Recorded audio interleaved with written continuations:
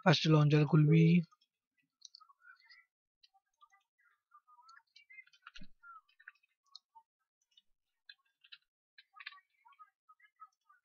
Advance দিবি,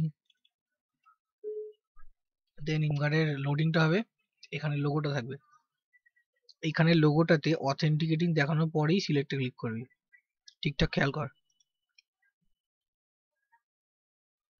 ওখানে দেখ অথেন্টিকেটিং জাস্ট যাবে,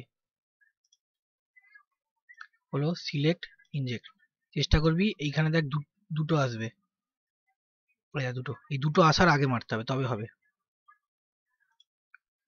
ব্যাস হয়ে গেল। দুটো আসার যদি একটুখানি আগে করিস, 1 সেকেন্ডেরও কম হবে না, দুটো আসার মোটামুটি 1 সেকেন্ডের কিছু সেকেন্ড বেশি আগে করতে হবে, তবে হবে ঠিকঠাক।